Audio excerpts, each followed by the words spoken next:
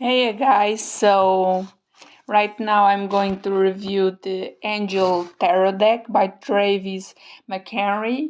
You may have heard about this occultist because he has another deck, the Occult deck, more into Goetia and demons. So this is the Angel version. First of all, I have to say I'm a little bit disappointed at this deck because it comes in the sturdy box, it's golden, it's appealing on the outside, but as you will see, it comes with a ribbon. It has like instructions for Oracle on your phone, but like you go to the Play Store to download the Oracle and you can find it. Or at least I couldn't find it personally. I don't know if others have. So, as I was saying, it's a bit disappointing because I think the guidebook should have a lot more information on the angels. For example, you have here the domains of each angel, what it means, you have the conjuration of the spirits, the Grand Pentacle of Solomon. All this is very interesting, but when you actually get into the cards, let me see. Here you have a spread. When you actually get into the cards, you don't see much information, and the information you see is much like, I don't know, I think it could have more in depth. I think the meaning in the guidebook could be more in depth with the present or the past or the future. Not only, for example, not only the Psalms, not only which person on which day the angel guards the person, etc., etc. It should have a lot more substance. It's the most recent deck I have, and I'm a bit disappointed with it because of that. But the deck itself, the cards, I mean, are gorgeous. The back is gorgeous. It's a matte. It's not very thin, not very thick. It's pretty nice. Feels good in the hand. It's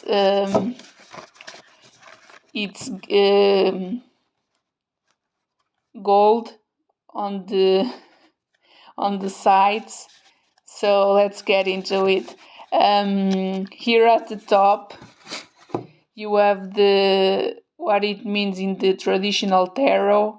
Then you have the angel, what the angel is or does, the number, so you can see in the guidebook, the moon.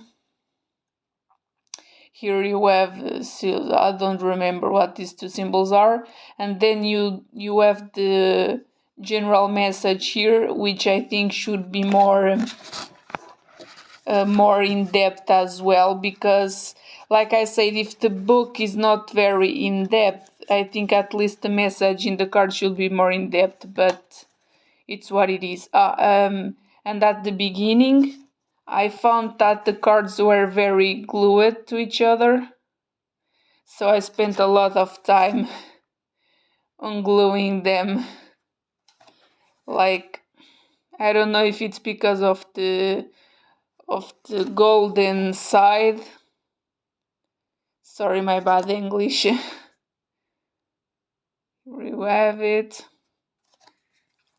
So I don't know much about these angels. I'm more familiar with the Goetia, even though I don't have the Occult Tarot or the Daemon Tarot. But I'm more familiar with the Goetia, so I don't understand much about angels. But some of them, for what I've read, are very biblically accurate. So there's that.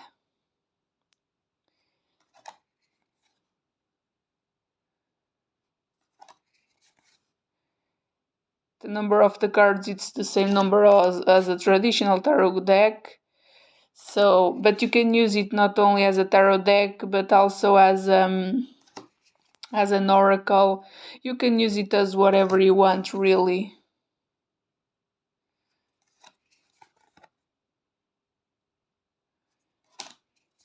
And I feel like you can use it in depending of your views. I mean, you don't have to be a Christian to use this deck. You can be like a general spiritualist or from other religion. It's not very strict in my opinion.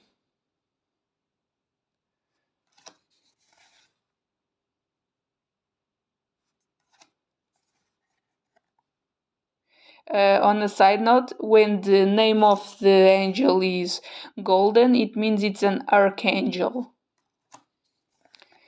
Like Michael, for example. It's golden, it's an archangel.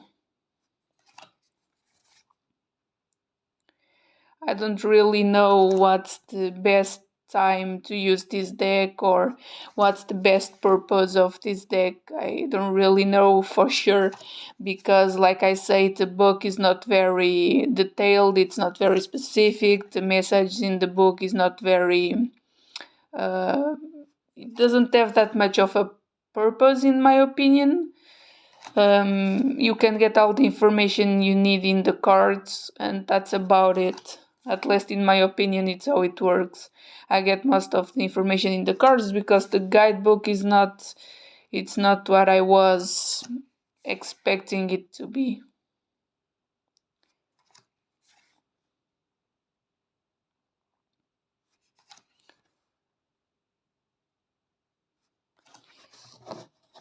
Here we go with next.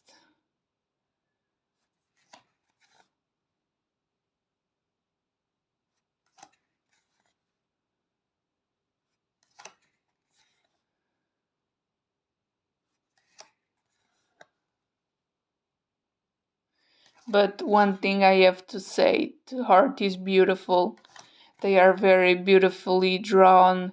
They are very diverse. You don't have just one type of angel like the cherubims, like children with wings. You have a lot of different drawn angels. Like this one, for example, you have a lot of diversity in these angels and in how they're portrayed, how they're acting.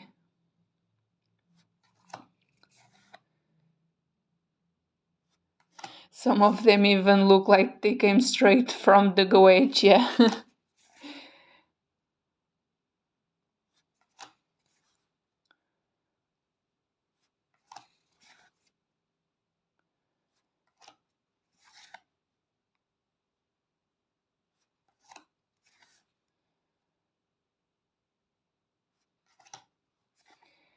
The names can be a bit difficult to understand,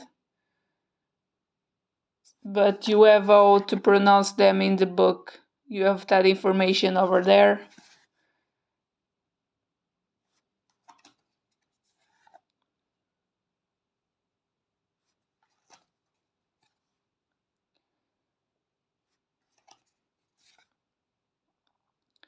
So I think, now that I think about it, I think this deck is good if you want to work with angels and you want to summon an angel, like when you do with demons and other natural spirits. You have a deck, you create a ritual. I think it can work like that with this deck. You can use it, and there's even in the book how to summon an angel. You summon the angel you want and you talk with it and you ask it for favors, and it can work like that. Hope you enjoyed it, and bye.